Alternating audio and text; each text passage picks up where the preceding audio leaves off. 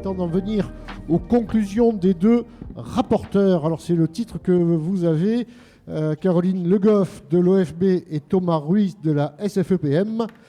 On a hâte d'entendre votre retour et vos conclusions sur ces 2 journées de travaux, cette journée et demie de travaux.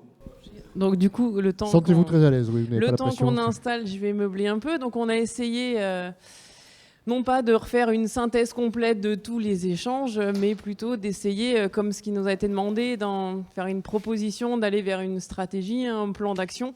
Donc on a essayé un peu de résumer un peu tous les échanges qu'on a entendus, toutes les attentes qu'il y avait. Et, bon, on a une demi-heure, donc on a le temps. Et puis, ça va aboutir pour ceux qui participent aussi à l'atelier qui va faire suite, en fait, à ces échanges et puis qui porte le thème aussi de travailler vers quelle stratégie sur le castor. Donc, ça va permettre de lancer un peu le débat. Et puis, on va aussi peut-être faire un peu quelque chose de participatif, qu'on ne soit pas que tous les deux à parler, mais on va aussi faire des propositions par rapport à ce qu'on a entendu. Et puis, voilà, qu'il y ait des réactions. Je commence sur la diapo globale, comme tu veux. Oui, vas-y, ouais. Tant que j'enchaîne. Donc on a bien entendu durant ces journées et demie qu'il y avait un ressenti quand même global. On a relevé quatre points qui avaient quand même une grande ferveur autour du castor de par toutes les interventions qu'il y a eu, toutes les réactions des personnes présentes dans la salle. Donc on parle vraiment de ce côté acteur présent aujourd'hui.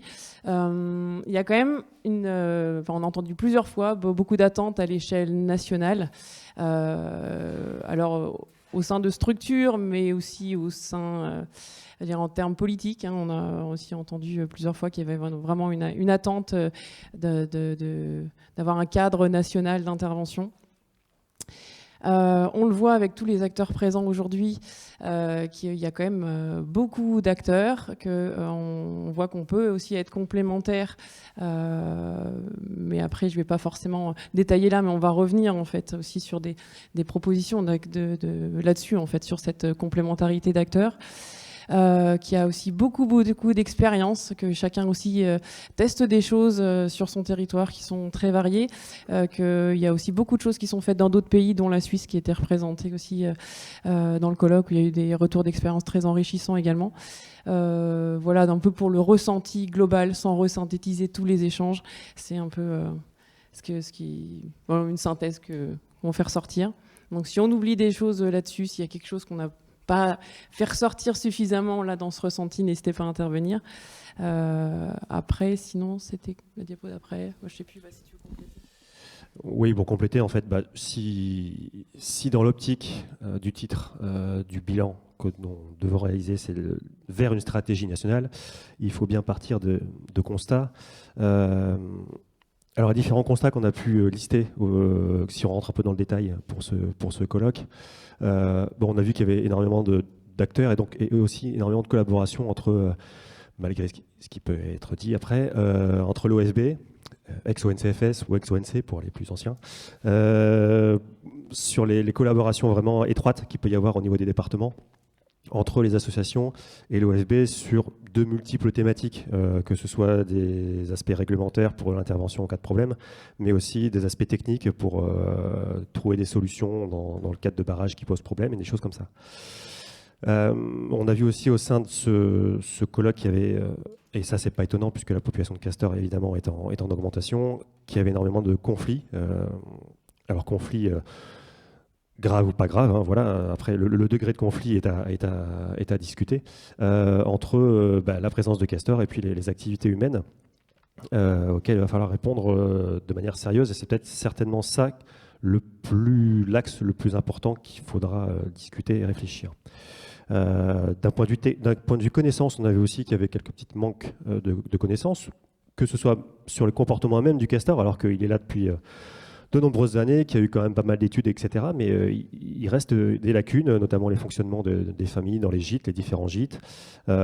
C'est posé aussi la question de la génétique des populations, la faiblesse génétique. Est-ce que ça représente un problème ou pas à long terme sur la reproduction et donc sur les populations de castors en France.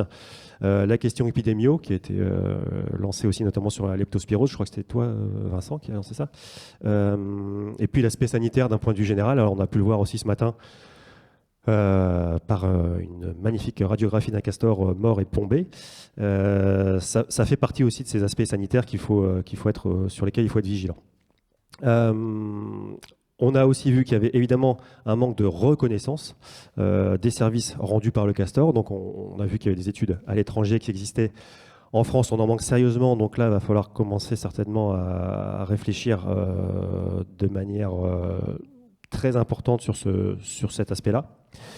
On a vu qu'il y avait des choses aussi qui se mettaient en place qui n'avaient pas besoin forcément qui n'avaient pas eu besoin d'une animation nationale pour mettre des choses en place au niveau régional, et heureusement d'ailleurs, par des plans nationaux d'action ou par des plans régionaux d'action, ou par des plans de gestion, qui sont vraiment orientés castor et qui sont en cours localement et qui a priori fonctionnent, avec des partenaires qui s'entendent bien, avec des financements.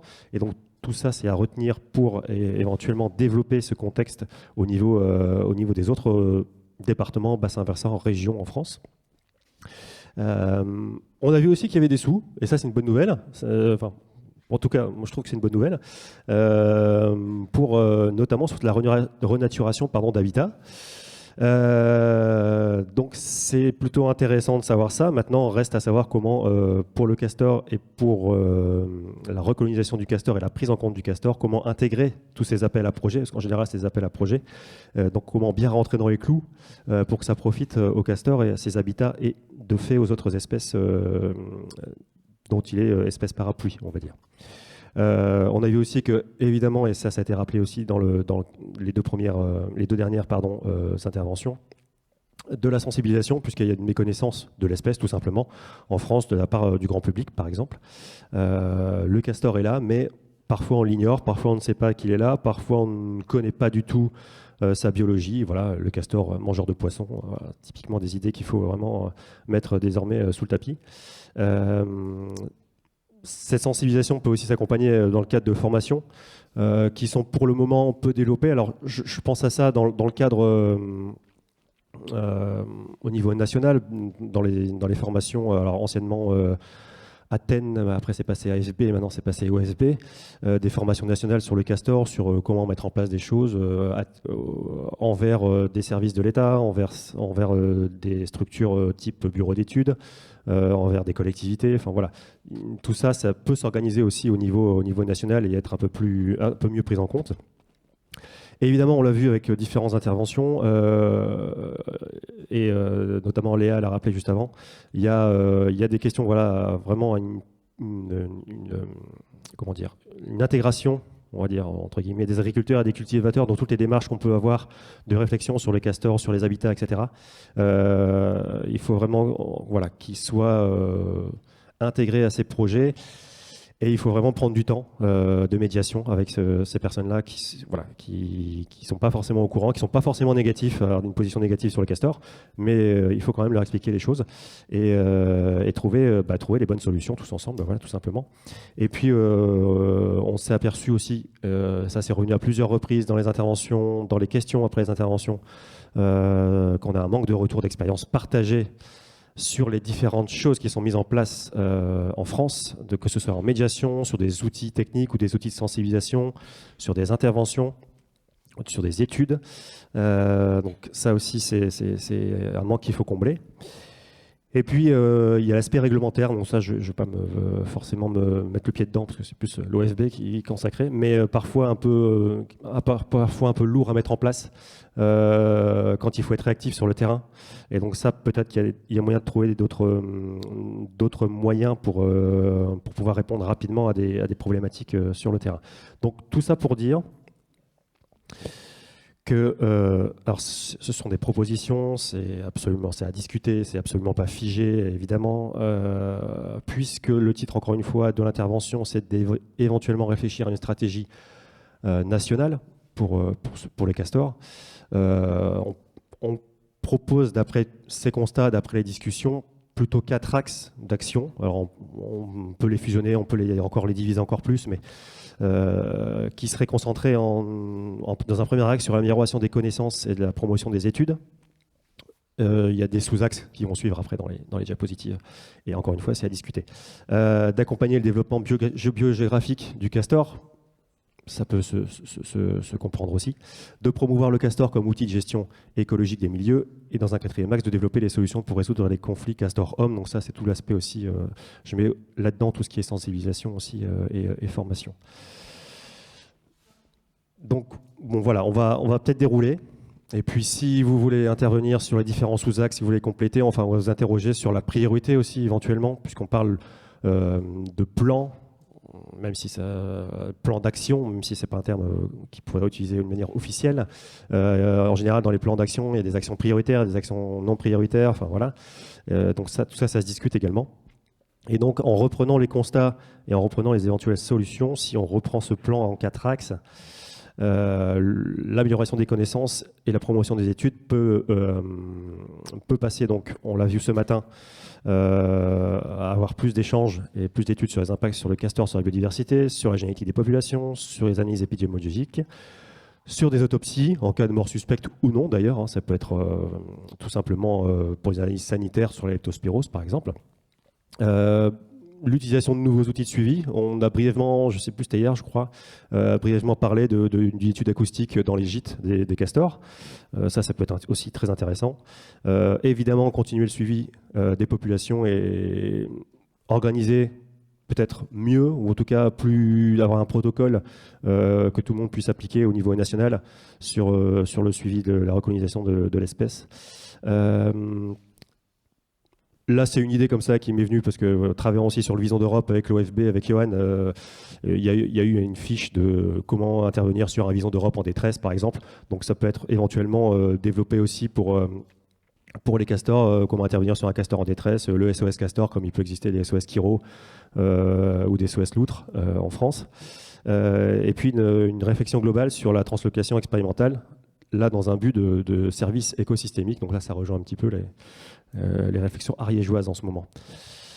Est-ce que alors je vais poser la question, hein, du coup, dans cet axe de connaissances et d'études, est-ce que ces choses-là vous parlent? Est-ce qu'il y a des choses prioritaires? Est-ce qu'il y a des choses qu'on a oubliées? Est-ce qu'il y a des choses qu'il faut complètement oublier?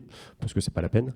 Voilà, donc on va essayer d'être un peu interactif en essayant il y a 18 minutes encore, donc voilà, en essayant d'être un peu, comme c'est pas un atelier officiellement, voilà.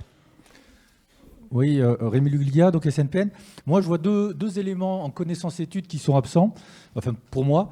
D'une part, la socio-anthropologie, où là, il y a des études universitaires à mener, hein, en complément de ce qui est donné. Et il y a un volet éthologique qui n'est pas présent. Or, il me semble qu'on est tous conscients que les adaptations du castor sont permanentes. Et je pense que ça peut être intéressant de documenter ça dans un certain nombre de temporalités et aussi dans un certain nombre de territoires de spatialité. Il y a des choses très nouvelles qui se passent, qui ne sont pas tant que ça finalement, qui sont nouvelles pour nous. Et je pense que travailler avec des vraies études d'éthologie sur le castor me paraîtrait une dimension tout à fait intéressante, mais aussi pour anticiper les adaptations à venir du castor qui vont à leur tour poser de nouvelles difficultés aux humains. Parce que je suis 100% d'accord, s'il n'y a pas de sociologue, celles qui s'exprimeront seront les médiatiques. Il faudra qu'on ait des gens qui font du vrai travail, sérieux. Oui, Raphaël Quesada. Moi, je pense que sur l'impact du castor sur la biodiversité, il y a un point qui n'a pas été évoqué ce matin dans la présentation et qui est vraiment important, parce qu'à un moment, Vincent a dit on ne sait pas à quoi on a affaire comme milieu, c'est de ne pas oublier la logique milieu dans le suivi de la biodiversité. Il ne faut pas qu'on raisonne qu'en termes d'espèces, mais bien qu'on raisonne en termes de milieu créé, c'est vraiment important, il ne faut vraiment pas l'oublier. Et puis à mon avis, ce qui manque là, et qui est super important, et donc il y avait la fac de Nice qui avait commencé à bosser là-dessus, c'est tout, on en a beaucoup parlé, pourtant c'est tout l'impact hydrologique des barrages de castor. Ça c'est vraiment, il faut vraiment que ça apparaisse parce que c'est un point qui est super important. Et l'impact aussi, on va dire, sur les fonctions globales des zones humides que ça recrée. Hein. Si on reprend les 3 fonctions, on s'arrête à la biologique, mais il y a vraiment la fonction biogéochimique qui n'est pas abordée là-dedans, en plus de la fonction hydraulique. Donc je pense qu'il ne faut pas oublier des compartiments. Les fonctions et les réseaux. Claire Jeudi et Page de la Bourbe. Du coup, j'avais juste envie de dire que on est plutôt raccord. Les plans de gestion qu'on a fait par la Comcom du Balcon du Dauphiné et les pages rejoignent totalement vos grands axes d'action. Juste petite remarque en termes de termes, impact. Moi, je comprends impact négatif en fait. Donc, j'aurais plutôt tendance à dire bénéfice ou effet simplement. Ouais, tout à fait. Au rôle, voilà. Sur la sémantique, on pourrait. Il y a un problème comme ça qu'il faut poser chaque mot. En fait. Ouais. Si on hésite, il faut aller regarder dans le sens exact. C'est vrai qu'on est sur de la sémantique, mais c'est vrai que beaucoup, là c'est notre diapo, Tout à fait. le mot conflit peut être remplacé par interaction. Enfin voilà, mais c'est faire évoluer notre vocabulaire. En fait, il n'y a pas de conflit entre les acteurs et l'autre, mais les conflits entre les protecteurs et les usagers, au sens propre, c'est totalement un mot inadapté. On a vu le plus neuf, vrai subtil, antagonisme, c'est des actions, c'est comme un rappel, antagonisme, c'est des actions opposées. Mais conflit, non, il y a conflit entre protecteurs ou usagers, mais le acteur il est pas en conflit, il faut un projet, il n'y a pas un projet contre nous, c'est un état de fait. On en est sûr? On a sans arrêt ces problèmes. Ouais. Jean-Pierre, c'est moi qui ai le micro là. Et...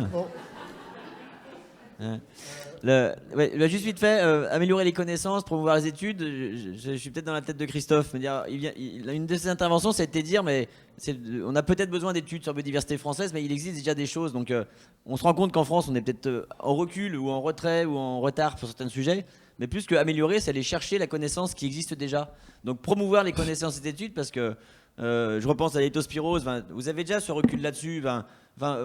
Les infos existent déjà ailleurs, donc peut-être élargir nos réflexions à l'échelle européenne, se mettre en réseau aussi avec des pays, des structures, des États, des machins qui ont déjà ces infos. Et on n'est pas franco-français, quoi. D'ailleurs, c'est un colloque franco-suisse. Et la connexion, là, Oui. Monsieur Choisy, il faudrait laisser les intervenants parler à tour de rôle. Alors, sur Maxence Bell, sur les effets du castor, Christophe nous a aussi soufflé le potentiel gain sur l'adaptation au réchauffement climatique dans certains régimes hydrauliques. Donc ça peut être quelque chose d'intéressant. C'est après. Alors, il y a 2 interventions là-bas. Je vais juste compléter avant qu'il y ait l'intervention. Pour compléter, en fait, on n'a volontairement pas relu le plan régional d'action et les plans de gestion pour ne pas justement être entre guillemets influencé de ce que on les connaissait déjà, j'avais déjà lu, mais on n'a volontairement pas relu. Voilà. Donc Karen Coudry, chargée de mission au service biodiversité à la région.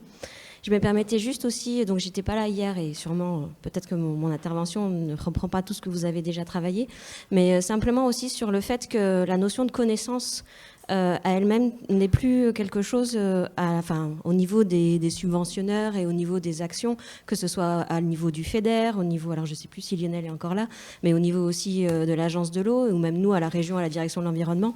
En fait, comme disait Maxence, il faut que ça rentre aussi dans des champs maintenant qui sont sur du changement climatique, qui sont espèces habitat, et pas forcément améliorer la connaissance et promouvoir des études au niveau simplement, j'en ai conscience, c'est juste peut-être de la sémantique, mais c'est plutôt comme disait Madame, en fait, au niveau d'un plan de gestion, parce que ça traversera ensuite de l'opérationnalité, de l'investissement, et à travers cette entrée-là, je pense que vous aurez plus l'opportunité de pouvoir avoir des accompagnements financiers, parce que tout ce qui est connaissance, à la direction de l'environnement, on accompagne les associations naturalistes justement dans leur programmation annuelle sur cette connaissance-là. Mais on voit bien que chaque année, nos budgets sont constants ou diminuent, les fonds européens ne suivent plus. Donc il faut aussi vous lancer pour moi dans une stratégie qui pourrait coller aussi avec la réalité des financeurs qui pourraient vous accompagner et pour ça, plus effectivement rentrer même si c'est des axes d'action, mais faire attention à la notion effectivement d'améliorer les connaissances, même si c'est ça, mais il faut vraiment faire changement climatique, habitat, espèces, opérations, investissement, plus ça. C'était juste une alerte là-dessus. Okay. Ouais. On est d'accord, en fait, ça rejoint ce que je disais tout à l'heure, c'est comment s'intégrer aux appels à projets, justement, comment rentrer avec les bons termes et la bonne sémantique. Mais c'est ça, oui. Oui, Sophie Oran pour Natura 2000. Un des points qui me semble important à avoir, alors peut-être que ce sera développé sur les autres axes d'action, c'est vraiment l'approche, faire le lien entre la connaissance scientifique et de l'espèce en tant que telle et le dialogue à avoir avec les acteurs. Donc, ce qui a été soulevé au travers soit du monde agricole, soit des élus qui vont être décisionnaires sur leur territoire. Et il faut qu'on ait des arguments percutants pour les services rendus d'un point de vue humain, puisque malgré tout c'est à ça qu'il faut se raccrocher. Et donc on a évoqué les bénéfices hydrologiques, donc liés aux remontées de nappes, etc., purification et tout. Un point qui peut être aussi évoqué, même si nous, dans nos secteurs, en tout cas Bourgogne-Franche-Comté, on est moins concernés, mais c'est pareil, ça fait référence à des études américaines, ça va être tout ce qui va être lutte contre les incendies, puisque des secteurs qui vont être restaurés en zone humide vont être moins vulnérables aux incendies, donc des zones de refuge pour d'autres espèces que le castor, etc., etc. Donc tout ça, ça va être des arguments qu'il faut qu'on ait sous la main en tant que dialogue sur le terrain pour faire avancer aussi les mentalités par rapport à cette espèce en tant qu'espèce ingénieure, et on rejoint encore une fois ce côté travailleur. Mais je pense qu'il faut vraiment qu'on fasse le distinguo entre cette connaissance purement scientifique que finalement on a déjà pour beaucoup, et la réalité après de la concrétisation avec les élus et autres acteurs. Caroline Le Goff, un mot et puis il va passer. Il reste 3 non, axes. C'était pour dire que là il restait 10 minutes. Alors je ne sais pas si on avance un peu sur les axes ça, voilà. et qu'on revient sur la discussion générale et que de toute façon la discussion concernait dans les. Poursuivre dans l'atelier. Après je vois. Ouais. Il y a Alexis qui lève la main depuis tout à l'heure. Je réfléchissais peut-être à un autre angle d'approche sur le castor, c'est le volet économique. Les Anglais ont fait, dans une grosse étude qu'ils ont publiée il y a quelques mois, une évaluation d'un bilan économique du castor sur un territoire et une étude à l'échelle d'un bassin versant sur ce que apporte économiquement en économie par rapport à l'épuration de l'eau, par rapport au maintien du niveau des nappes, donc l'impact économique. Le service écosystémique du castor. Oui, mais d'un point de vue vraiment économique, quoi. On parle toujours des coûts de déprédation, mais qu'est-ce que le castor apporte comme économie sur un territoire ? Donc l'économie, c'est aussi un gain. En termes d'écotourisme aussi, il y a plein d'aspects économiques qui nous serviraient, nous, aux personnes de terrain qui vont chercher, qui sortent les rames au quotidien pour trouver des financements et développer des petites études. Maintenant, les politiques GEMAPI, elles sont entre les mains d'élus, de collectivités, qui, eux, jugent sur des tableaux Excel le coût de certaines études et du bénéfice qu'ils vont retirer économiquement et politiquement. Donc c'est ce facteur économique, il n'est pas à négliger sur le cas du castor. Alors, les autres axes d'action. Du coup, on va peut-être revenir sur le 2 et puis on reviendra. Là, on a plutôt proposé d'ajouter cette piste-là dans le 3. Il reste 8 minutes. Et deuxième axe, c'était accompagner le développement biogéographique du castor. Ça a été souvent évoqué.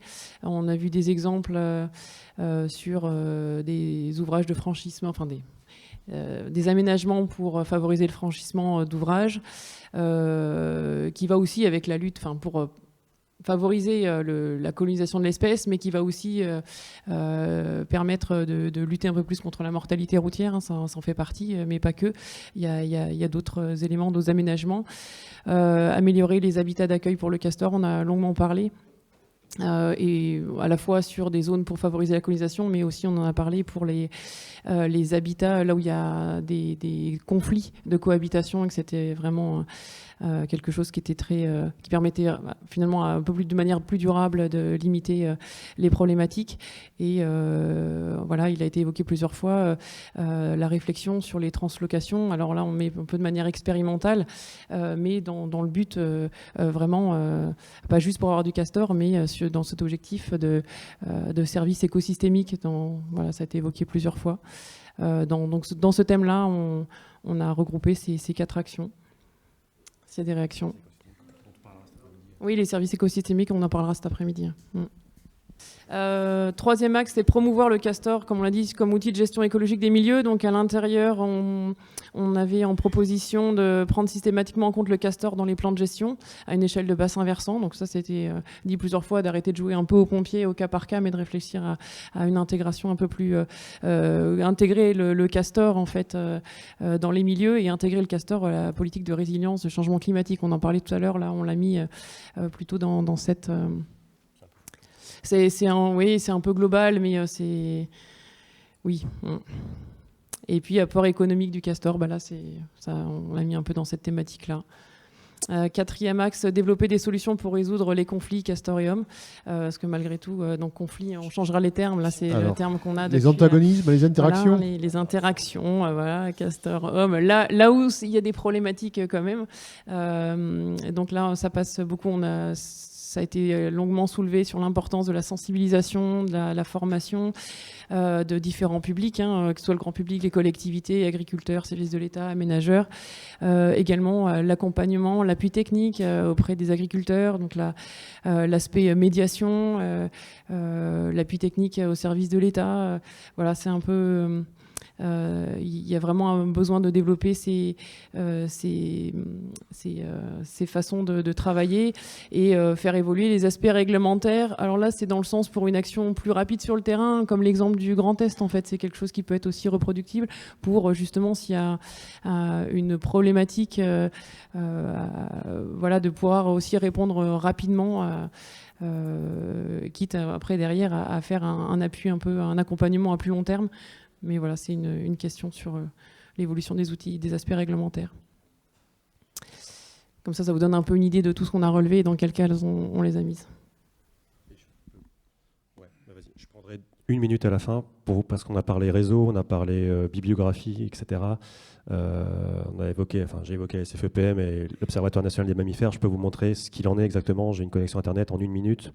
Comment fonctionne par exemple le groupe Loutre à la SFEPM, comment c'est structuré, et l'Observatoire national des mammifères, justement. Alors, en 1 minute. Allons-y maintenant, il D'accord. reste 4 minutes. Attends, je vais essayer de faire ça à une main.